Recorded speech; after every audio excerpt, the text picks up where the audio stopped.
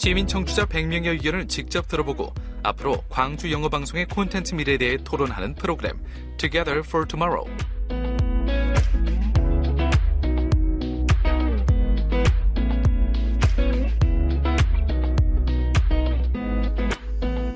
GFN 13주년 연중 특별기획 Together for Tomorrow는 바로 청취자 여러분과 함께 광주 영어방송의 미래를 생각해보고자 마련된 프로그램으로 2022년 한 해 동안 매달 한 번 다양한 배경의 출연자 여러분을 모시고 GFN이 나아갈 방향을 모색해보고자 합니다. 미국의 제47대 하원의장인 팁 오닐이 이 문장을 많이 언급했다고 하는데요. All politics is local. 이후 미국 정치나 많은 저널리즘에서 지역 언론의 중요성을 언급할 때 이 문구를 사용했다고 하죠. 광주 영어방송에서 광주라는 타이틀이 포함되어 있듯이 저희 방송국은 광주 전남 지역의 언론장의 매개체입니다. 그렇다면 과연 GFN은 지역 언론사로서 경쟁력을 가지고 있을까요?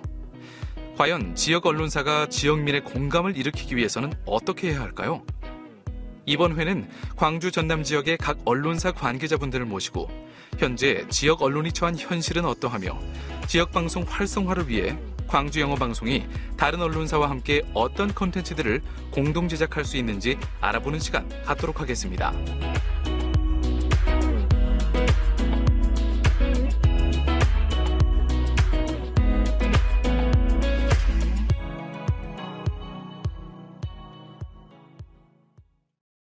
안녕하세요. 저는 오늘 진행을 맡은 유웅태입니다.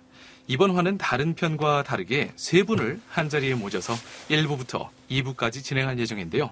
KBC 방송국 구희선 제작국장님, 국악방송 박은규 국장님, 그리고 MBC 윤행석 본부장님 자리해 주셨습니다. 안녕하세요. 네, 안녕하십니까. 반갑습니다. 네, 다시 한번 오늘 이렇게 어려운 자리 소중한 시간 내주셔서 저희 방송에 함께 해주셔서 감사합니다. 그럼 오늘 첫 번째 질문을 먼저 드려보겠는데요. 최근 1인 미디어 방송, OTT의 출범 등 과거와 다르게 미디어의 형태나 시청자나 청취자들의 미디어 소비 방식도 많은 변화가 있습니다. 지금 미디어의 트렌드를 이렇게 짚어보겠다라고 말씀하신다면 이게 바로 미디어의 트렌드라고 생각한다. 이런 것에 대해서 세 분께 좀 이야기를 들어보고 싶은데요. 자, 처음은 어떤 분께서 먼저 말씀을 해주실까요? 네, 그러면은 국악방송의 박 국장님께서 말씀해 주시겠습니다. 네. 네. 우리나라의 미디어 트렌드를 한눈에 보기 위해서는 방통위원회에서 매년 발간하고 있는 방송매체 이용 행태 조사라는 자료가 있습니다. 네. 그걸 보면은 일목요연하게 볼 수가 있는데 현재의 미디어 트렌드를 두 가지 관점에서, 즉 디바이스와 콘텐츠 관점에서 한번 말씀드려 보겠습니다. 네. 우선 디바이스 측면에서 시청 수단이라고 할 수 있는데 스마트폰이 개발된 2008년부터 급격하게 변화가 시작됐는데요. 약 100여 년간 전 세계인의 친근한 청취 수단이었던 TV와 라디오가 점차 사양길에 접어들게 되었고 개인 매체로 대표되는 스마트폰 보급률이 작년 기준 전 국민의 93%가 상회함에 따라서 인터넷 기반의 이 스마트폰을 통해서 미디어 콘텐츠를 접하는 인구가 지속적으로 증가하고 있습니다. 네, 스마트폰의 사용률이 93% 정도라고 볼 수 작년 있겠네요. 21년 발간된 자료에 의하면 93%를 상회하고 있는 상황입니다. 네. 네, 그러면 컨텐츠 시청 방식에서 한번 좀 변화가 있는데요. 선형 시청 방식이라고 할 수 있는 실시간 TV와 라디오 방송보다는 이 비선형 시청 방식이라고 할 수 있는 OTT 이용 증가율이 점차 증가하고 있는 추세고요. 이 중에서도 유튜브나 넷플릭스 이용률 증가가 특징적이라고 볼 수 있습니다. 네. 요약해서 말씀드리자면 요즘 미디어의 트렌드는 개인 디바이스를 통해서 개인이 보고 싶은 것만을 찾아보는 방식이 대세라고 할 수 있습니다. 이젠 옛날처럼 리모컨을 가진 그 사람이 주도권을 잡고 다른 구성원들이 어쩔 수 없이 같이 보게 되는 그런 강제적인 시청 상황은 이제 옛날이 되어버렸다는 것이죠. 네. 제가 갑자기 궁금해진 부분이 있는데요. 세 분께서는 퇴근하시고 나서 집에 돌아가시면은 TV를 가장 먼저 켜시나요? 아니면은 OTT와 관련된 어떤 프로젝터나 이런 걸 집에 세팅을 해놓으셔서 뭐 넷플릭스나 이런 것을 먼저 켜시나요? 저의 경우는 퇴근길에 차 안에서 이미 네이버나 그 유튜브를 이용을 하는 거죠. 그래서 네. 집에 가서 각자 제 가족이 4명인데 같은 공간에서 각자 스마트폰으로 자기가 선호하는 채널들 보는 이런 것이 너무 익숙한 이제 풍경이 되었다. 이것이 이제 우리 현재 시청 방식을 네. 표현해주는 본 모습인 것 같습니다. 네, 지금 어떻게 보면은 예전에 같으면은 그 한 장소에서 한 가족이 아날로그 텔레비전을 시청한다든가 이런 어떤 형태였다면은 지금은 가족이라든가 그 개개인별로 장소에 따라 가지고 이런 안방이나 아니면 거실이 중심이 아니라 개인 그 방에서 어떤 그 자녀 같은 경우에는 모바일로 어떤 그 유튜브 채널을 시청한다든가 아니면 어떤 어르신 같은 경우에는 거실이라든가 안방에서 또 다른 그 채널을 시청하신다든가 그럼 개인도 TV를 켜놓고도 또 모바일을 같이 또 병행해서 그렇죠. 네. 뉴스 체킹을 한다든가 요즘은 어떤 복합 시청 스타일이 대세가 아닌가 싶습니다. 정말 요즘에는 따로 또 가치라는 말이 이렇게 현재 미디어 트렌드랑 같이 맞을 때가 없는 것 같습니다. 한 가지 질문을 더 드리고 싶은데요. 저희 이제 라디오를 진행하는 입장에서는 과연 라디오 청취하는 사람들이 얼마나 될까, 예전보다 많이 떨어진 게 아닌가 이런 걱정이 늘 있는데요. 세 분께서 차를 타실 때 뭔가 들으신다면 보통 라디오를 켜십니까? 아니면 블루투스를 연동해서 원하는 유튜브나 아니면 네이버나 다른 팟캐스트를 들으십니까?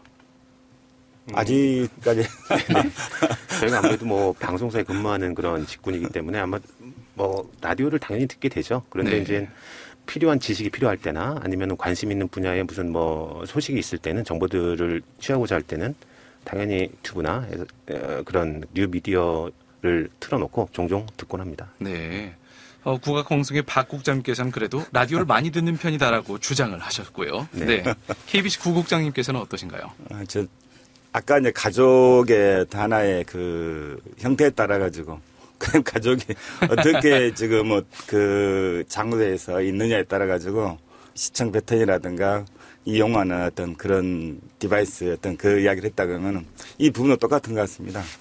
퇴근할 때라든가 출근할 때 같은 경우는 당연히 저희들이 어떤 맡은 업무가 있기 때문에 네. 어떤 그런 부분에 있어서 일정 부분 라디오 시청이라든가 어떤 레거시를 청취하게 돼 있고 네. 그 다음에 이제 주말이라든가 다른 어떤 경우에 이제 자녀들이 이제 탔을 경우에는 아무래도 그 친구들은 어떤 블루투스라든가 네. 어떤 그런 부분에 익숙해져 있어가지고 그 탁에 그 청취를 하는 어떤 그런 경우가 많이 있는 것 같습니다. 네. MBC의 윤 본부장님께서는 어떠십니까?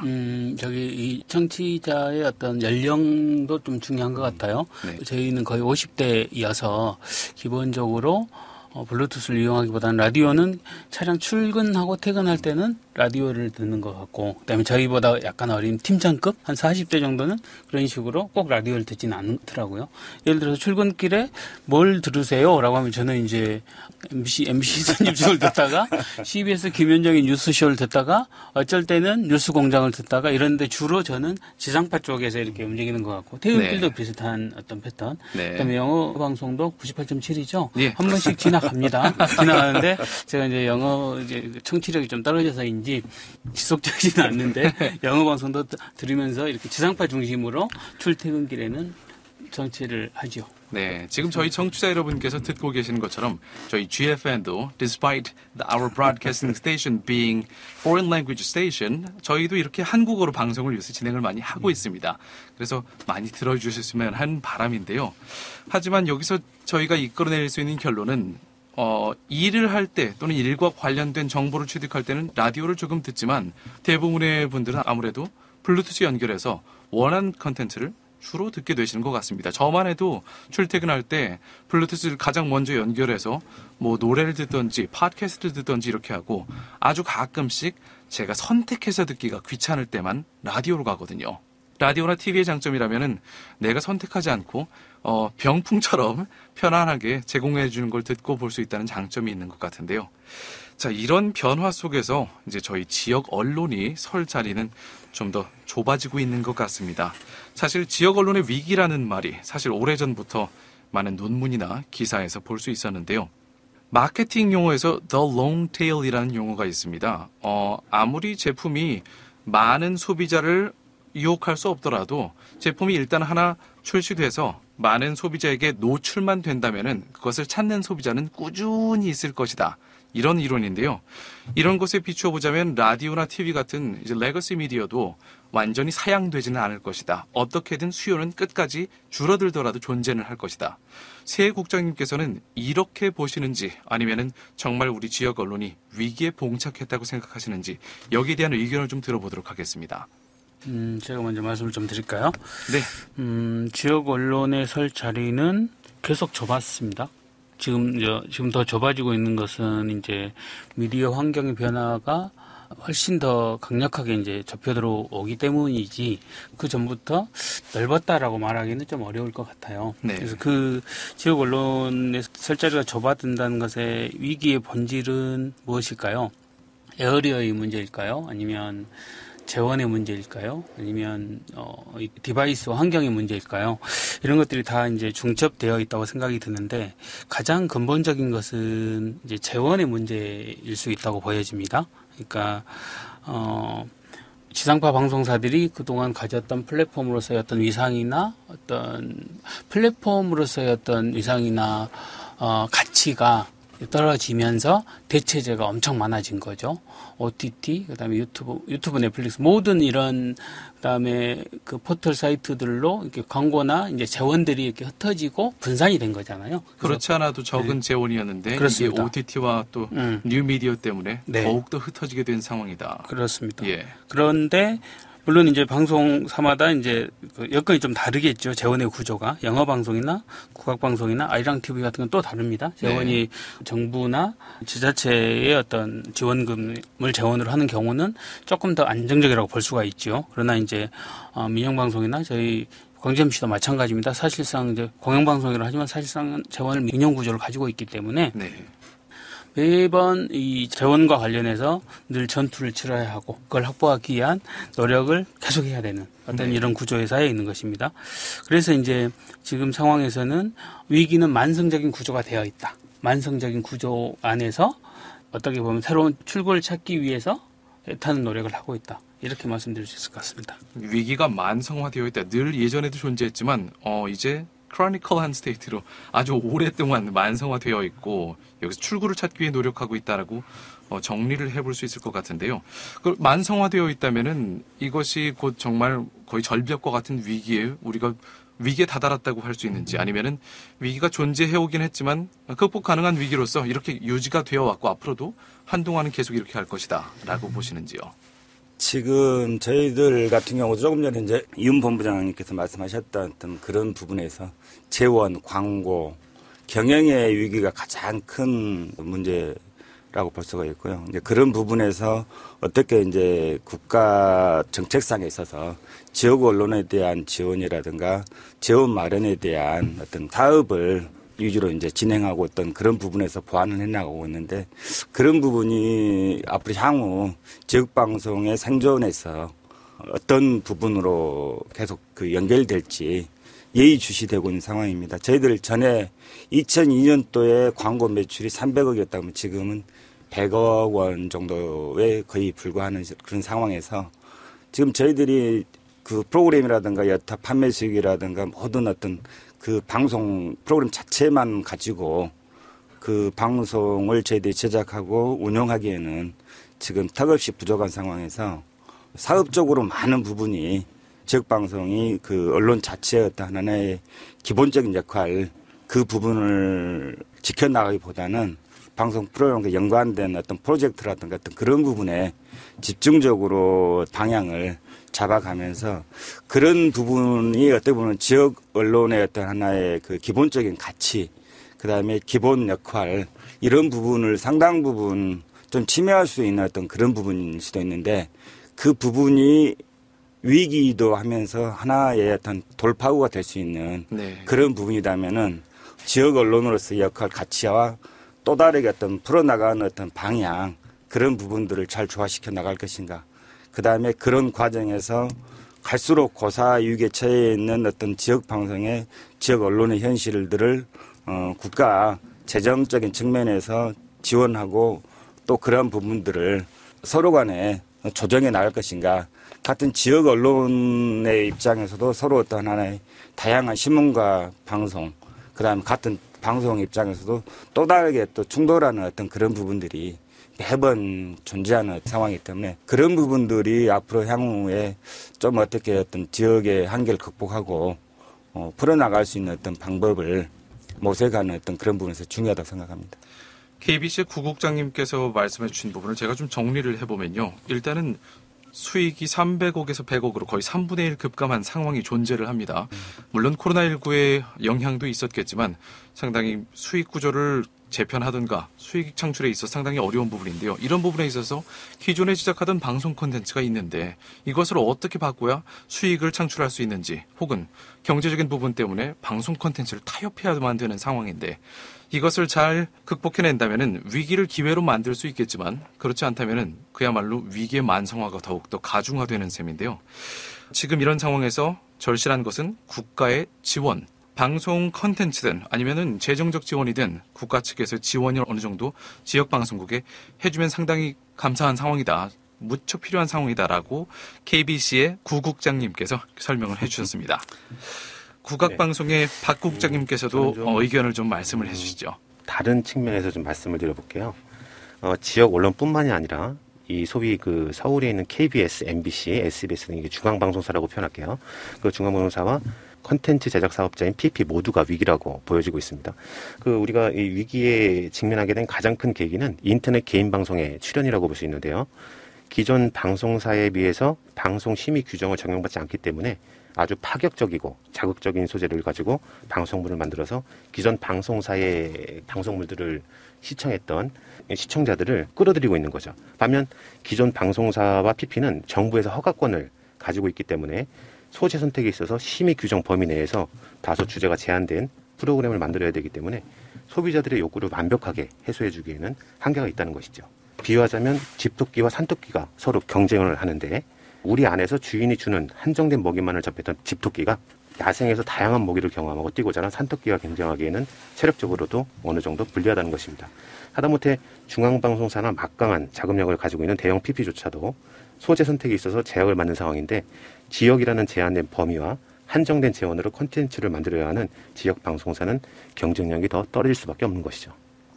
네, 국악방송의 박 국장님께서는 집토끼와 산토끼에 비유하시면서 이제 야생에 던져진 우리 지역 방송국들의 현실에 대해서 지적을 해주셨습니다. 특히 방금 전에 지적해 주신 포인트 중에 중요한 부분이라면은 1인 방송은 방송 내용에 제약이 없기 때문에 파격적인 내용들로 청취자나 시청자에게 다가갈 수 있지만 대부분의 방송국들은 방송심의위원회의 제약을 받기 때문에 소재에 있어서 일단 경쟁이 상당히 어렵다는 말씀을 해주셨습니다.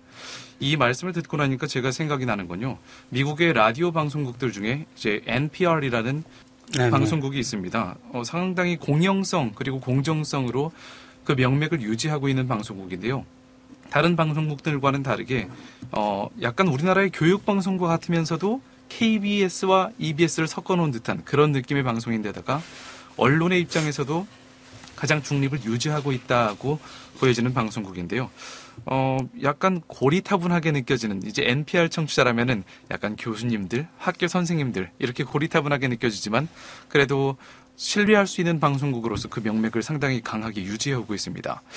우리 지역 방송국들에서 소재를 선택할 때 1인 방송에 비하면 자극적이거나 파격적인 소재를 선택할 수는 없겠지만 방송의 정통성을 지켜나가면서 승부를 한다면은 오히려 이제 퀄리티를 원하는 또는 지역에서만 발굴할 수 있는 컨텐츠를 바라는 시청자들이나 청취자들의 선택을 받을 수 있는 가능성이 그래도 있지 않을까 하는 생각이 드는데요. 이런 측면에서 다음 질문으로 넘어가도록 하겠습니다. 이렇게 다양한 미디어 환경 변화와 재종 감소에 따라서 지역 방송의 콘텐츠 제작이 감소하고 있는 현황인데요. 하지만 한국전파진흥협회, 방송문화진흥회 등 지역 중소방송 콘텐츠 프로그램을 위한 제도적 지원으로 각 방송사에서도 좋은 지역 콘텐츠들이 제작이 되고 있는 상황입니다. 한국 PD연합회에서도 많은 지역 방송 콘텐츠가 이달의 PD상을 수상할 만큼 다양한 지역 콘텐츠가 나오고 있는데요. 각 방송사마다 이 지역성을 내세울 수 있는 좋은 프로그램들을 기획하신 것들이 있는 걸로 저희가 알고 있습니다. 여기에 대한 프로그램들 조금씩 소개를 좀 해주시면 감사하겠습니다. 저희 국악방송은 다행스럽게도 이 우리나라 민속음악의 보고가 이곳 호남입니다. 그래서 콘텐츠의 소재가 참 풍부한 편인데요. 주간 자체 로컬 시간이 60시간 정도로 약 35%를 자체 제작하고 있는데 다소 이제 적은 편이기는 하지만 평소에 이제 정오부터 2시까지 그리고 주말 2시부터 4시까지 광주국 산하의 전주의 한옥마을 내에 스튜디오가 하나 있어요. 그래서 거기에서 프로그램을 제작을 해서 전국으로 송출을 해서 우리 호남의 문화라든가 아니면 호남의 음악을 전 국민에게 소개하는 일을 하고 있고요. 특히 이제 매주 금요일에는 FM 국악당이라는 프로그램이 있습니다. 이 프로그램은 공연 중계 프로그램인데 우리 지역의 국악 예술가들이 만든 창작물들을 전국으로 송출하는 역할을 하고 있습니다. 최근 3년간 특집 프로그램을 살펴보면 작년에는 국창 임방울 명창님이 계시죠. 광산구에서 태어나셨다고 들었어요. 아, 광산구 출신이셨군요. 네네. 그분이 타계 60주년이 되는 해였는데 작년에 그걸 기념해서 라디오 드라마를 제작을 해서 송출했고요. 이달의 피리상을 수상한 주옥 어머니의 5월 주먹밥 그리고 또 맛있는 추석 이 프로그램도 자랑할 수 있고 그리고는 지역에 연로하신 그 국악 명인들을 모시고 그분들의 살아온 이야기를 들어보는 인생 기록 다큐 구슬 프로젝트 남기고 싶은 이야기라는 프로그램을 제작하고 있습니다. 이것은 국악사적으로 이제 그 가치가 있기 때문에 기록 영상을 촬영해서 DB화 작업도 같이 진행하고 있습니다. 네, 저도 전주 한옥마을 방문했을 때 국악방송에서 나와서 콘텐츠를 제작하는 모습을 본 적이 있었습니다. 드론까지 함께 동원해서 판소리 모습을 오페라 촬영처럼 이렇게 하고 계셨었는데요. 국악을 위해서, 국악의 존속과 그리고 진흥을 위해서 상당히 많은 노력을 기울이시고 계시는 것 같습니다. 이제 마찬가지로 KBC의 구국장님 그리고 MBC 윤 본부장님으로부터 각 방송사에서 이 지역성을 내세울 수 있는 대표 프로그램이 어떤 것이 제작이 되었는지 소개를 좀 부탁드립니다. 지금 한국전파진흥협회라든가 방송문화진흥회 이쪽 부분 같은 경우는 상당히 MBC에서 지역적으로나 관심 가지고 그쪽에서 대부분 제작을 많이 하는 그런 부분이 있는 것 같고요. 저희들 같은 경우에는 콘텐츠진흥원이라든가 그다음에 다른 여타 지자체라든가 국가기관 그 연계해서 사업과 연관된 어떤 그런 프로그램 제작하고 있습니다. 네네. 그리고 저희들 같은 경우에는 5.18 재단하고 연계해가지고 이제 광주의 가장 어떤 역사적인 어떤 현대에서 중요한 부분 5.18이라는 전제가 있기 때문에 저희들 같은 경우는 항상 1년에 한 프로그램씩은 계속 제작하고 있는데 올해 같은 경우는 5.18의 어떤 하나의 전국의 확산 그다음에 모두의 5.18이라는 어떤 그런 제목을 가지고 저희들이 프로그램 제작하고 있고요. 그다음에 저희들이 이제 여기에는 거론되지 않았는데 방송통신심의위원회에서 지역과 관계되면서도 전국화시키려고 하는 어떤 그런 프로그램으로 해서 작년에 이제 이달에 로컬 스타트업을 전국대회를 저희들이 연계해가지고 어떤 프로그램 제작했는데 이제는 지역방송 단독의 프로그램이 아니라 다른 여타 지역하고 연계해서 전국의 메이저 방송하고 경쟁하는 어떤 그런 수준으로까지 진행을 해야지 아무래도 저희들이 그 생존의 위기라는 어떤 그런 상황에서 그런 어떤 기획이라든가 프로그램 제작 그런 부분에 저희들이 집중하고 있는 그런 상황입니다. 그러니까 자체적으로 물론 완전히 오리지널 지역 문화라든가 어떤 그 부분만 가지고 승부하기에는 콘텐츠 제작이라든가 상황 여건이 저희들이 상당 부분 어려운 상황이기 때문에 그 부분 헤쳐나가기 위해서는 여타 지역하고 연계해서 같이 공동 제작이라든가 조금 전에 말씀하셨던 다른 그런 미디어와 연결해서 한다든가 저희들 자체적으로는 이제 유튜브라든가 어떤 그런 부분에 자체 채널이 9개 채널 이상을 저희들이 세팅하고 있는데 네.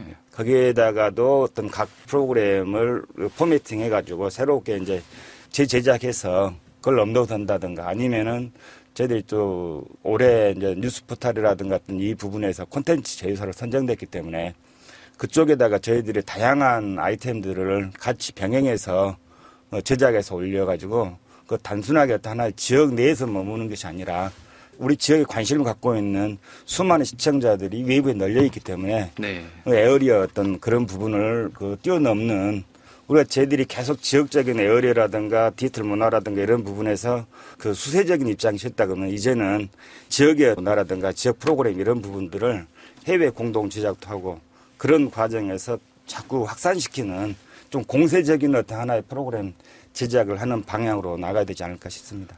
자, 남은 시간 MBC 윤행석 본부장님으로부터 역시 들어보도록 하겠습니다. 이제 한국 전파진흥협회 방송문화진흥회 말고 콘텐츠를 지원하는 이제 기관들이 있죠. 한국콘텐츠진흥원하고 한국방송통신전파진흥원 KCA라는 것도 있죠. 거기서는 이제 OTT용 콘텐츠를 주로 지원을 하죠. 이런 것들이 사실은 저희 지역 방송에게 굉장히 중요한 가뭄을 해결해주는 그런 담비 같은 역할을 하는 기관들이죠. 네. 그다음에 이 지원금은 더 늘려야 하고요. 이것들이 더 늘려야 각사마다 새로운 기획, 그다음에 참신한 기획을 해서 좋은 콘텐츠를 생산할 수 있는 기반이 되는 거라고 생각이 들고요. 아까 이제 국악방송이나 이제 광주방송에서도 이제 그런 활발한 기획들을 하고 계시고 그런 건 좋은 콘텐츠들을 많이 이렇게 생산하고 계시잖아요. 마찬가지로 이제 저희는 기본적으로 광주 지역에 소재한 방송사로서 5.18과 관련된 콘텐츠는 모든 이제 미디어들이 그 열정을 가지고 제작하고 있고요. 저희도 마찬가지로 해년마다 5.18과 관련된 컨텐츠들은 제작을 하고 있고 성과를 내고 있고 다큐멘터리 뭐 이런 방식으로 그다음에 뭐 랜선으로 하는 그 교육 컨텐츠로 시교육 정합하는 그런 컨텐츠도 해년마다 저희는 제작을 하고 있습니다. 그리고 저희는 이제 지역의 자산이라고 할 수 있는 이제 무등산을 소재로 한 캠페인을 거의 1989년부터 하고 있으니까 그런 것들을 꾸준히 하고 있는 것. 그다음에 이제 또 하나의 우리 자원이라고 할 수 있는 영상강 이런 것을 영상강을 소재로 한 캠페인이나 어떤 기획들 이런 것들을 꾸준히 펼쳐가고 있고요. 저희는 이제 문화콘서트 난장이라고 하는 인디밴드 독립 음악하는 분들의 를 이제 하는 이제 공연 프로그램을 굉장히 오래 하고 있죠. 거의 2007년부터 하고 있으니까요. 이제 국악방송 계십니다만 저희는 이제 얼씨구 학당 이런 국악 교육 프로그램을 또 오래 제작을 해서 얼씨구당이라는 유튜브 전용 프로그램으로 또 이렇게 이어지고 있고요. 그다음에 이제 저희 젊은 PD들은 또 그 로컬리티를 해석하는 데 있어서 관점이 조금 또 다른 것 같아요. 그래서 네. 출근에 대한 이야기, 일상을 살아가는 젊은이들의 어떤 관점에서 또는 어떤 좁은 공간을 어떻게 활용해서 이것이 방송 콘텐츠 및 사람들에게 관심을 어떻게 끌 수 있는가를 고민하고 발전을 시켜요. 오늘도 출근, 리플레이스 이런 형태의 특집 프로그램을 제작을 해서 수상도 하고 성과를 내고 있습니다. 최근에는 이제 홍어라고 하는 소재가 있죠. 전라도 네, 그렇죠. 비하의 상징 홍어. 이것을 이제 역으로 해석하는. 그러니까 이 홍어의 어떤 맛, 새로운 어떤 영역 이런 것을 역으로 탐색해보는 이제 핑크핏이라는 이제 다큐를 저희가 한 10여 편 제작을 했어요. 네. 이것도 이제 저희 광주MBC에서 해온 좀 의미 있는 어떤 기획들이 아니었나. 지역에 소재한 것을 가지고 전국으로 세계로 관심사가 있는 사람들로 넓히는 이런 기본적인 콘텐츠 제작. 과 기획 방향을 저희는 잡고 제작을 해오고 있습니다. 네. 네, 방금 전에 MBC의 윤 국장님께서는 거의 결론을 내주셨습니다.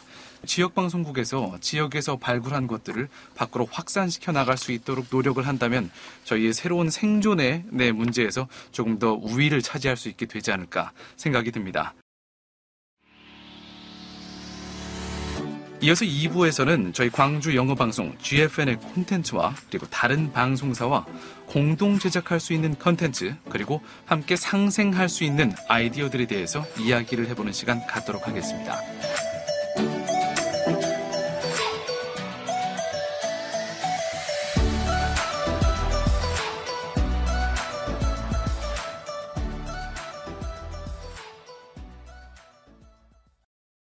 안녕하세요. 여러분은 지금 광주 영어방송 연중 특별기획 Together for Tomorrow 2월편과 함께하고 계십니다. Deutsche Welle, DW라고 불리는 독일의 국제방송사 중 하나로서 국제방송 중 잘 알려진 방송사 중 하나인데요. 이 Deutsche Welle는 현재 32개의 언어로 제공되며 전 세계에 영향력 있는 메시지를 전달하고 있습니다.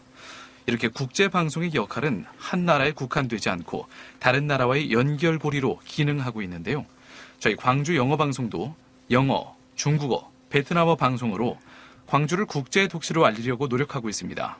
그럼 2부에서는 과연 어떤 콘텐츠에 집중해야 하며 다른 방송사와 어떻게 이 광주 시민들의 공감을 이끌어내는 방송을 만들 수 있는지 얘기를 해보도록 하겠습니다. KBC 구희선 국장님, 국악방송 박은규 국장님, 그리고 MBC 윤행석 국장님과 계속해서 2부 이야기하는 시간을 가져보도록 하겠습니다. 저희가 방금 전에 잠깐 쉬는 시간에 이제 라디오 방송을 어떻게 보이는 라디오로 이끌어가는 데 있어서 이 어려움을 어떻게 해결해야 되는가를 잠시 캐주얼하게 이야기를 나누고 있었는데요. 먼저 KBC의 구국장님께서 겪었던 어려움에 대해서 좀 말씀을 해주셨습니다. 계속해서 좀 아까 전에 말씀해 주셨던 포인트를 이어나가 주셨으면 좋겠습니다. 저희들이 이제 TV하고 라디오 프로그램이라는 그 부분을 두 가지 형태로 이제 제작하고 있는 상황에서 저희들의 이제 지역 방송 허가 조건이 자체 제작이 30%라는 걸 동일한 조건으로 저희들이 방송 허가를 받았습니다. 네. 그래서 가능하면은 저희 자체적으로도 TV와 라디오를 병행해서 제작하려면은 원소스 멀티 유스하는 어떤 그런 형태의 제작을 생각할 수가 있는데 저희들이 아직까지는 어떤 TV 시청 형태라든가 라디오가 가지고 있는 장점, 다양한 어떤 상황에서 신속하게 반응하고 제작할 수 있는 두 매체 사이에 상이한 어떤 그런 속성 때문에 저희들이 보이는 라디오라든가 여러 가지 이제 프로그램을 한번 런칭해보고자 네. 최근에 이제 많은 기획들을 한번 해보기도 하고 진행을 했었는데 아직까지는 저희들이 라디오 프로그램하고 TV하고 직접적인 어떤 매칭 포맷은 아직까지는 조금 빠르지 않는가. 네, 이 부분이 저희 GFN도 비슷하게 저희도 노력을 하고 있거든요. 원소스 멀티유즈가 처음에 방송할 때 라디오로도 하면서 카메라도 갖다 놓고 하면 TV 컨텐츠로도 잘 편집해서 쓰고 그 다음에 유튜브로도 올릴 수 있으면 이제 원소스 하나 방송에서 3가지 소스로 내보낼 수 있는 건데요. 그런 부분에서 조금 전에 말씀드린 TV와 라디오의 두 가지 매체에 있어서 아직은 네. 그 공동 제작이라든가 단일 포맷으로 가지고는 아직까지는 저희들이 좀 어려운 부분이고 유튜브 말씀하셨는데 어떤 그런 SNS라든가 다른 어떤 뉴미디어 형태에서는 아직까지는 그런 부분들이 아까 1인 미디어가 다양한 어떤 하나의 포맷이라든가 다양한 어떤 제작 여건 속에서 자유스럽게 제작하는 어떤 그런 부분이라면은 그런 뉴미디어하고 라디오하고의 어떤 이런 그 이 포맷에 있어서는 상당 부분 다양하게 활용할 수 있는 그런 제작할 수 있는 어떤 그런 부분이 될 것 같고요. 라디오가 가장 편리하게 제작하는 여건이 될 수 있는 부분이 이동성이라든가 그런 부분에서 TV가 가지고 있는 기술적인 그런 부분을 뛰어넘을 수 있는 네. 그런 여건이라면은 훨씬 그 뉴미디어라든가 이런 부분에 있어서 접근성이라든가 매체의 하나의 통합이라든가 융합은 훨씬 더 라디오와 뉴미디어가 아직까지는 좀 더 가까운 제작 방식이라든가 어떤 형태인 것 같습니다. 네. 저희가 이제 GFN에서도 저희 라디오 방송하면서도 이제 카메라 갖다 놓고 유튜브로 같이 올리려고 하는데 이게 어려운 점이 카메라 구도를 아무리 잘 잡아도 라디오 방송이 보통 짧으면 30분, 길게는 1시간, 그리고 저희 Way Back With You 2시간짜리 방송이란 말이에요. 시청자가 보기에는 두 사람이 호스트가 나와서 대화를 하고 있는데 카메라 구도가 고정되어 있고 그래서 이게 유튜브로 그대로 올리기에는 이거 방송 내용이야 좋지만 들을 수 있는 내용이야 좋지만 이 보는 사람들은 심심할 거란 말이죠. 이런 부분에 있어서 라디오 방송을 어떻게 유튜브로 가져갈 것인가 저희는 그런 고민이 제일 크고요. 혹시 다른 분들께서는 어떤 고민이 있으신지 접점을 좀 알려주시면 좋겠습니다. 저희 구업방송도 라디오 콘텐츠를 가지고 영상을 찍긴 합니다. 네. 왜냐하면 지금 뭐 그 유튜브의 이용률이 19년도에 47.8%였어요. 근데 21년도를 보니까 65.5%. 계속 증가 추세죠. 네. 안 할 수는 없는 상황입니다. 라디오 가지고는 경쟁력이 떨어진다고 보여서 대담이더라도 영상으로 찍어서 무조건 올리자. 다만 TV 흉내는 내지 말자. 세트도 만들고 뭐 소품 같은 것도 갖다 놓고 그렇게 하게 되면 예산이 많이 들잖아요. 그래서 네. 시청자들이 원하는 거는 주변의 그 환경보다는 컨텐츠의 내용이다. 그래서 저희는 과감하게 세트에 투자 안 하고 그 대신 그 예산 가지고 이제 좋은 출연자와 진행자 그리고 좋은 작가를 섭외하는 데 쓰고 있습니다. 네. 반응은 상당히 좋다고 평가를 받고 있습니다. 이어서 말씀을 좀 드리면 네. 광주 MBC 윤행석 국장님. 방금 국장님 말씀하신 것은 100% 저는 공감을 하고요. 네. 이게 지금 우리 하고 있는 이 녹음도 사실은 왜 유튜브 병행을 하지 않지? 저는 그런 질문이 있어요. 네. 왜냐하면 보이는 라디오나 유튜브하고 라디오하고의 어떤 기술의 문제는 아닌 것 같아요. 결국은 우리가 잘 아는 사례들이 있잖아요. 김어준의 뉴스공장이 텔레비전 프로그램을 해서 영향력이 있습니까? 아니죠. CBS 김현정의 뉴스쇼가 그것이 텔레비전 프로그램이에요? 아니잖아요. 네. 원래 라디오 온리 프로그램이었잖아요. 라디오 프로그램으로 이제 시작을 했어요. 근데 거기가 세트가 화려합니까? 그 뒤에 그 유튜브로 보면 얼마나 지저분한지 몰라요. 케이블이라든가 이런 것들이 카메라 막 사람도 우글우글 하고 있고 그러잖아요. 근데 그것이 그 라디오 온리가 아니라 이제 이 변화된 미디어 환경을 올라탄 거죠. 사람들이 유튜브로 보지 라디오로 다 보진 않아요. 유튜브에 없으면 없는 거니까 이 세상에는. 네. 그래서 그 기술에 융합을 해서 결국은 영향력의 문제지. 어떻게 하면 이것의 영향력과 화제성을 키울 것인가의 관점에서 고민을 해야지 편성 비율을 채워야 돼. 아니면은 뭐 모양새가 그럴듯해야 돼. 이렇게 생각하기 시작하면 저는 못한다고 생각해요. 그는 영향력을 포기하자는 말하고 거의 진배 없다고 생각을 하는데 아까 이제 국악방송 국장님 말씀이 TV 흉내내지 말자고 말씀하시잖아요. 세트를 세련되게 하는 것이 그것이 유튜브에서는 사람들이 그런 걸 보는 게 아니거든요. 이게 하긴 유튜브 1인 방송들도 보면은 세트가 화려하거나 뭐 그렇지 않습니다. 영상 효과가 멋져서 네. 보는 게 아니라 그냥 재미있어서 보는 재밌고 거니까요. 나의 호기심과 나의 관심을 충족시켜주기 때문에 네. 끝까지 보여주잖아요. 말하자면 그렇게 뭐죠 질터링 없이 참치한 네, 마리를 그런 그냥 없이. 해부 처음부터까지 다 보여주는 참치한 겁니다. 말 해보셔도 즐겨보시는 것 같은데요. 그러니까 저희가 실제로 말씀을 드리는데 네. 저희가 야구 채널이 있어요. 저희 네. 광주 MBC에서 운영하는 전설의 타이거즈라는 야구 채널이 있는데 이거는 20년 전 영상 아주 막 모든 경기장 막 비 내리고 막 물방개 다닐 정도의 옛날 영상에다가 옛날 혜태 타이거즈 이제 추억의 스타들이 나와가지고 옛날 얘기를 막 해요. 술 먹으면서 어쨌고 뭐 누구 감독이 어쨌고 막 이런 얘기를 하는 겁니다. 네. 근데 야구 팬들은 재밌거든요. 그런 게 관심이 있거든요. 근데 그것을 텔레비전용으로 해야 되나? 할 필요가 없는 거예요. 그거는 이제 사실 유튜브 원이요. 라디오도 안 하고 유튜브 원이로 하는 건데 지금은 어떻게 하면 팬을 만들어서 그 팬들을 충족시키는 콘텐츠를 할 것이냐의 문제이지. 이것이 라디오다, TV다, 유튜브다. 이거는 저는 의미가 없다고 생각을 하거든요. 네. 이제 GFN 같은 경우도 어떤 것을 던졌을 때 사람들이 반응을 하는가? 이것을 유심히 봐야 된다고 생각해요. 그래서 프로그램이 엄청 많더라고요. 근데 이거를 처음부터 그 시간까지 다 듣는 사람들은 저는 거의 없으리라고 네, 보거든요. 거의 없겠죠. 그럼 그 중에서 하나, 뭐가 먹힐까? 뭐가 제일 관심을 끄는가에 그걸 유심히 관찰해서 거기에 집중하고 그 프로그램에 좀 더 전념하는 선택과 집중 전략이 좀 필요하지 않나. 네. 그런 생각이 좀 듭니다. 그 말씀 연계해서 아까 이제 매체, 방송, 언론의 어떤 하나의 환경 변화 그 부분 이야기했다시피 TV하고 라디오하고의 그 직접적인 어떤 그런 부분은 아직까지는 시청자층의 인식이라든가 어떤 그런 부분들이 아직까지는 조금 어려운 부분이 있는 것 같고 그 뉴미디어라든가 어떤 그런 부분에 있어서는 콘텐츠의 여러 가지 형식적인 어떤 하나의 그런 부분을 뛰어넘어가지고 그 접근하는데 가장 필요한 요소인 것 같습니다. 네. KBC 구희선 국장님께서 방금 전에 말씀해 주신 부분은 제가 조금 더 다른 측면에서 얘기해 보자면은 TV를 제작하는 제작자 입장에서는 TV는 정말 정해진 형식들이 거의 갖춰져 있습니다. 그래서 카메라의 구도라든가 아니면 반드시 있어야 되는 자막들이라든가 이런 게 너무 제약이 많기 때문에 새로운 것 시도하기가 상당히 쉽지가 않을 겁니다. 특히 라디오에 있는 포맷을 TV쇼 그 구성으로 맞춰나가는 건 쉽지 않을 텐데요.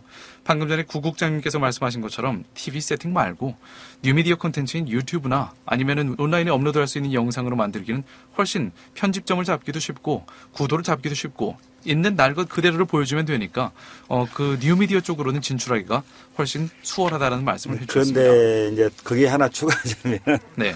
저희들도 그 어차피 지상파 방송의 시청률이 가장 안 좋은 시간대가 심야 시간대라는 게 새벽 시간이라면은 그 시간대 같은 경우에는 그 시간대에 맞는 시청층한테 타겟팅을 해서 그 부분을 좀 더 편한 같이 매체의 어떤 융합을 통해 가지고 그 부분을 저희들이 이제 편성 비율이라든가 여러 가지 그 시간을 채워가는 그런 형태의 시도는 저희들이 한번 해보려고 생각을 하고 있는 상황입니다. 네, 저희 GFN 측에서도 아마 청취자가 좀 줄어드는 시간대가 분명히 있을 겁니다. 그런 시간대에는 어떤 콘텐츠로 다가가야지 좀 더 청취자 여러분들이 마음 편하게 들으시거나 뭐 이런 게 있을까 저희도 이런 고민을 많이 하는데요. 최근에 제가 우연히 본 EBS였나요? 프로그램에서는 멍 때리는 시간이라는 그렇죠. 프로그램이 있더라고요. 5분이나 10분 정도를 그냥 물이 흐르는 장면만 내보내거나 이렇게 하는데 내가 언제 이렇게 물 흐르는 장면을 가만히 보면서 뇌를 쉰 적이 있었나 하는 생각이 들었거든요.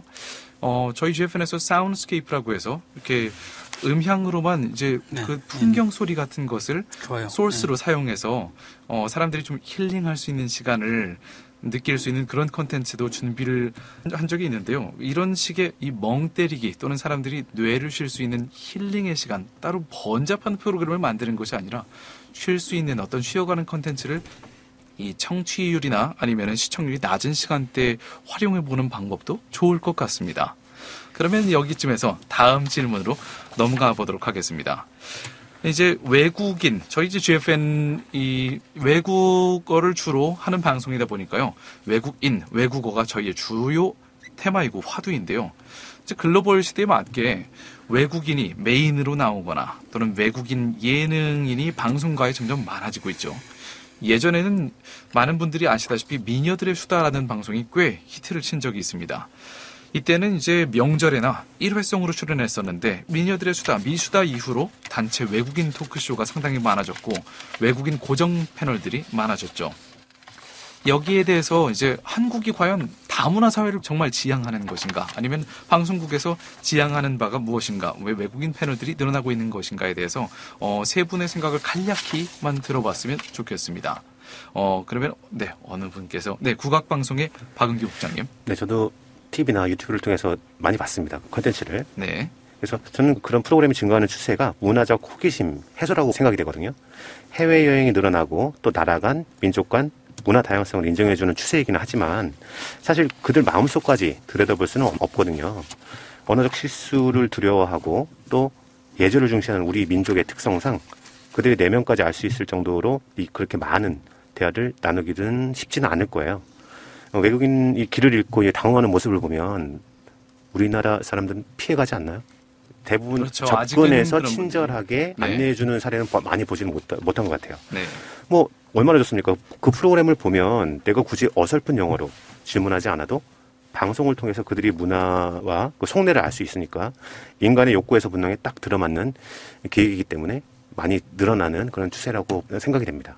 외국과 외국 문화 그리고 외국인에 대한 호기심이 이제 외국인 출연 빈도가 높아지는데 상관관계가 있다. 바로 호기심 때문이다라고 말씀을 해주셨는데요. 네, 제가 여기서 한 가지 드는 생각은요. 우리나라 사람들이 외국인에 대한 호기심을 가졌기 때문에 이 외국인 예능인이 좀 더 많아지고 있는 부분도 있겠지만 한편으로 좀 안타까운 부분은 외국인이 출연을 했을 때 주로 우리 한국에 뭐 김치 먹어봤냐? 한국에 이거 해봤냐? 한국에 대해서 주로 이야기가 나오지 우리 한국 사람들이 그 외국인의 속마음 실제로 어떤 어려움을 겪었는지 뭐 이런 거에 대해서 또 들어볼 시간은 사실 많지 않은 것 같습니다. 그런 소재를 콘텐츠 해보시면 어때요? 방금 말씀하신 거. 그러니까 한국인들이 모르는 외국 사람의 나의 속내를 네. 그런 거를 저는 콘텐츠화해서 영어 방송 그 라디오 채널을 비롯해서 유튜브 채널로 네. 그런 것을 만드시는 게 제가 봤을 때는 화제성이 있으리라고 봐요. 네. 이거를 한국어로 하면 이거를 영어로 하면 난 너에게 반했어를 뭐 이걸 하면은 뭐 이거야 이런 식의 이제 교육용보다는 그런 것은 대체제가 너무 많잖아요. 네. 그런데 실제로 외국인들이 살아보니 니네들은 우리를 잘 몰라. 우리가 어떤 고민하고 어떤 생각하면서 사는지 잘 모르지. 이런 거를 정말 진솔하게 이야기해주면 네. 그거는 저는 재미있는 콘텐츠가 될 것 같은데요. 네, 화제성을 잘 살리면서도 사실 양날의 검이 될 수 있는 위험한 소재이기도 하지만 그렇죠, 그만큼 화제성은 높을 수 있겠습니다. 네.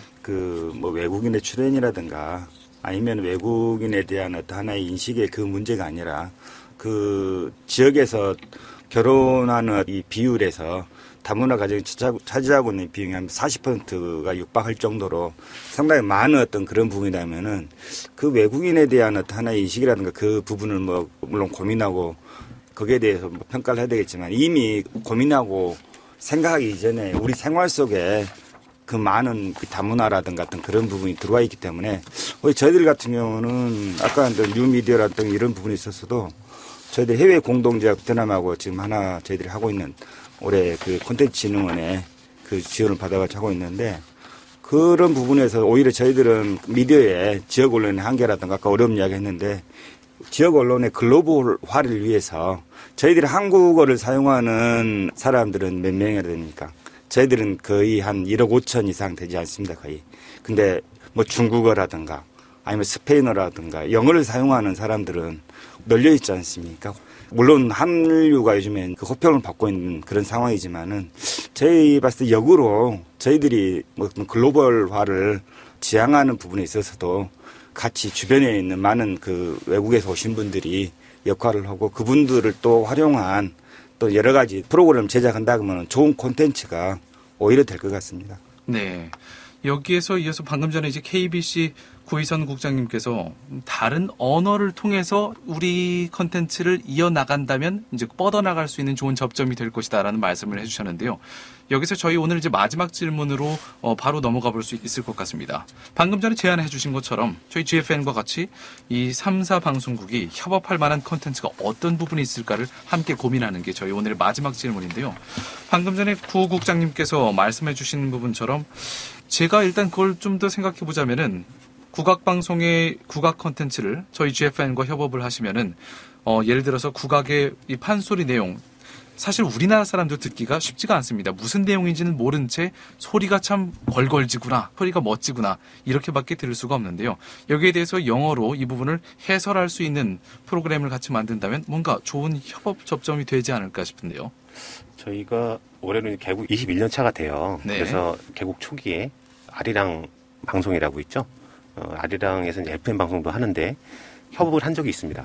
그런 형식으로 해서 협업을 한 적이 있고 제가 이제 여기 방송 출연을 하기 위해서 오면서 곰곰이 생각해봤어요. 과연 영어 방송과 어떤 협업 사업을 할 수 있을까? 고민을 해봤는데 그래도 떠오르는 게 오디션 프로그램 한번 만들어보자. 오디션 프로그램이요? 네네, 그렇죠. 네. 저희가 이제 그 2000년 개국할 때부터 국악이 좋아요라는 국악 배우는 프로그램을 제작을 한 적이 있습니다. 그래서 국악 애호가들이나 일반인들한테 큰 반향을 일으켰는데 이게 또 인터넷 방송을 하다 보니까 일본이나 이런 미국이나 그 해외에서 듣는 거예요, 그거를. 그래서 그거를 듣고 연습을 해가지고 연말 장원전에 출연을 했더라고요. 일본인 남성께서. 그래서 장려상을 받은 게 그 모습이 아직도 기억에 남는데 호남권역에 살고 계신 외국인들을 대상으로 해서 예선을 우선 치르고 또 예선에 통과된 분들을 지역 명인 명창과 연결을 해서 멘토링을 해주는 거죠. 멘토링을 해서 연습의 기회를 제공하고 또 연말에 결선을 치르는 그런 국악 오디션 프로그램을 좀 제안드리고요. 이것도 이제 또 라디오뿐만이 아니고 또 영상으로도 만들어서 유튜브나 각종 소셜 미디어를 통해서 고국에 있는 그들의 가족들 그리고 또 전 세계인이 시청할 수 있는 프로그램을 만들어 보는 게 어떨까 좀 제안을 좀 해봅니다. 네, 국악방송의 박은규 국장께서는 국악 오디션 프로그램을 제안을 해주셨습니다. 상당히 좋은 방안인 것 같습니다. 그러면 광주 MBC 윤행석 국장님께서도 혹시 좋은 방안이 있으실까요? 저희하고는 좀 뭐 청소년 영어 토론 대회 네. 이런 것을 몇 차례 했었던 기억이 있습니다. 그 GFN하고 저희 방송하거든요. 그런 것들 생각해 볼 수 있을 것 같고 저희 이제 국악방송 말씀하시니까 그거는 상당히 기획이 좀 그랜드한 기획으로 좀 여겨지고요. 저희가 운영하고 있는 또 국악 토크를 소재로 하는 채널이 있어요. 유튜브 채널이 있습니다. 저희 그 채널에서 우리 전통음악에 관심이 있는 외국인들이 출연해서 이런저런 이야기를 좀 나눠보는 국악과 관련된 토크를 해보는 그런 것은 좀 생각해 볼 수 있겠다는 생각이 들고요. 저희도 작년에도 디자인 비엔날레 개막식인가? 할 때 여기 그 영어 잘하시는 분들에 대한 제가 니즈가 항상 있어요. 네. 그래서 그런 그 니즈가 있을 때 함께 할 수 있으면 좋겠다. 네. 이 정도 말씀드릴 수 있겠습니다. 더불어서 제가 한 가지 역으로 제안 드려보고 싶은 부분은요. 네. 아까 전에 이제 광주 MBC 윤행석 본부장님께서 말씀해 주셨던 MBC 측에서 만든 컨텐츠 중에 잘 나간 컨텐츠가 그 야구인들이 나와서 수다를 떨었던 프로그램에 대해서 유튜브 컨텐츠에 대해서 말씀을 해주셨습니다. 네. 그냥 술 먹고 편하게 하는 얘기지만 은근히 조회수가 많이 나오더라라고 말씀을 해주셨는데요. 네. 이 미국 쪽 하면은 야구가 정말 왔다 하는 스포츠죠. 그런 스포츠에 대해서 이쪽 컨텐츠를 저희가 자막이라도 영어로 입혀서 다시 GFN 측에서 라디오로 송출을 하거나 아니면 이쪽을 더빙을 해서 이제 영어 비슷하게 나간다면은 이 많은 야구 팬들에게는 꽤 다가갈 수 있는 재미있는 컨텐츠가 되지 않을까 싶습니다. 이런 아이디어가 문득 떠오르네요. 예. 그 생각해 볼 수 네. 있을 것 같습니다. 참고로 좋습니다. 코로나 기간 동안에 미국의 야구가 상당히 어려운 시절에 맞습니다. 우리나라 야구가 미국에서 상당한 인기가 있었죠. 맞아요. 그래서 기억납니다. 여기서 뭔가 이어나가면 접점이 있지 않을까 하는 생각이 문득 듭니다. 이게 지역에 외국인들이 관심 있는 아이템 프로그램을 재제작하는 형식으로 물론 이제 저작권이라든가 여러 가지 이제 협의 과정에서 그 양사가 그런 부분들을 이제 거쳐야 되겠지만은 그런 부분도 상당 부분 1차적인 접근에서 시도할 수 있는 부분인 것 같고요. 그러니까 두 번째로 뭐 저희들 같은 경우에 저희들 프로그램 출연했던 리포터가 이쪽에 이제 방송 제작하는 MC로 출연한 그런 경우도 제가 알고 있는데 저희들 같은 경우에도 이제 그 외국인의 리포터 그런 프로그램이 있다 그러면 출연자 교류라든가 그런 부분에 있어서도 상당 부분 접점이 이제 찾아진다면은 그런 부분부터 시작하고 다양하게 어떤 하나의 그 교류라든가 어떤 그런 부분들은 소스를 활용하는 그런 차원에서 서로 주고받을 수 있는 어떤 상호 호혜적인 방향이 되지 않을까 싶습니다. 네, KBC의 구희선 국장님께서는 외국인 리포터라든가 이렇게 인력을 주로 활용하는 방안부터 시작을 하면 좋을 것 같다라고 말씀을 해주셨고요. 그리고 더불어서 추가적으로 협업할 수 있는 좋은 방법 중에는 이제 광주의 키워드 하면 5.18이 있죠. 저희 GFN에서도 매년 5.18을 맞이해서 특집 방송 또는 자체 다큐멘터리를 제작하고 있습니다. 최근에는 저희 라디오 극화도 한번 만들었었는데요. 사실 옛날에는 이제 라디오 제5공화국에서 라디오 극화들이 많았죠. 최근에 저희가 5.18 즈음에서 이 라디오 극화도 만들었었고요. 그리고 과거에는 5월길 걷기라고 해서 이제 레디엔티어링 라디오 생방송을 통해서 퀴즈 형식으로 이렇게 통과 지점을 찾아가면서 목적지에 도달하는 그런 형식의 프로그램도 특집으로 방송을 했었는데요. 5.18 관련해서 저희 GFN과 협업할 만한 콘텐츠들이 혹시 있을지 마지막으로 이제 의견을 좀 부탁을 드립니다. 뭐 광주의 옛 소리라든지 뭐 5.18 관련된 프로그램들이 뭔가 좋은 협업 방안이 있을까요? 저희들이 오히려 이제 자체 제작하고 일정 부분 엮여 있다 그러면은 조금 하고 싶었던 어떤 그런 아이템이 저희들은 5.18 자체에서 아까 이제 저희들이 뭐 어떤 지역 한계, 지역 어떤 하나의 그 이 내에서 머무르는 어떤 그런 부분을 벗어나는 그런 이야기를 그 한참 했었는데 저희들 같은 경우는 그 광주 지역 5.18을 광주 지역뿐만 아니라 요즘에 이제 미얀마라든가 최근에는 이제 우크라이나라든가 국가 간 폭력이라든가 또 국내에 있어서 독가 폭력이라든가 어떤 그런 부분들이 이전에 이제 남아프리카 공화국에서 어떤 하나의 인종차별이라든가 어떤 다양한 부분들이 있다 그러면은 그 5.18 때 조금 전에 우리 이쪽 지역에서 그 출연하시는 분들 중에서 지역의 어떤 사정을 정확히 전달하고 알 수 있는 어떤 그런 부분들이 모여가지고 어떤 다문화 토크 5.18과 연관된 아시아 평화의 뭐 중심 도시라면은 어떤 그런 부분에 있어서 5.18 시기 기간 동안에 지역에 계신 외국인들이 출연해서 그런 부분들을 이야기하고 나누고 또 그 다음에 앞으로 또 그런 뭔가를 공유할 수 있는 그래야지만이 저희들이 5.18이 지역에 머물지 않고 또 세계적으로 널리 이쪽 지역에 서로 공감하면서 널리 우리 5.18에 대한 의의, 문화 이런 가치를 널리 알리는 포맷의 프로그램 콘텐츠가 제작된다 그러면 상당 부분 좀 그 반향이 있지 않을까. 네. 예. 전남 지역의 다문화 과정의 비율이 확실히 높습니다. 그리고 많은 분들이 베트남이나 미얀마 이렇게 민주화의 과정을 겪으면서 이 민주화의 어려운 과정을 겪는 분들이 많이 계시는데 이런 분들이 직접 우리 광주 지역에 거주를 하고 계시니까 이런 분들을 초청해서 다문화 토크쇼를 민주화와 관련해서 열어본다면 5.18 즈음에서 좋은 협업 콘텐츠가 나오지 않을까라고 KBC의 구희선 국장님께서 좋은 제안을 해주셨습니다. 네, 저희 프로그램 이제 이렇게 여러 가지 협업 방안에 대해서요. 그리고 지역 미디어들의 생존에 대해서 깊은 이야기를 나눠봤는데요. 오늘 이렇게 어려운 시간 내주셔서 자리해주신 세 분, KBC 구희선 국장님, 국악방송 박은규 국장님, 광주 MBC 윤행석 국장님, 네, 이렇게 자리해서 감사합니다. 감사합니다. 수고하셨습니다.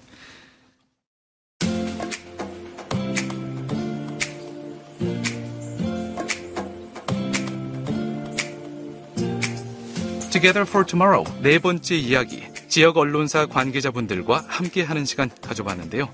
저희 Together for Tomorrow는 청취자 여러분이 주인공입니다. 함께 이야기 나누고 싶으신 분들은 GFN 웹사이트를 통해서 많은 참여 부탁드리겠습니다. 지금까지 진행자 유웅태였습니다.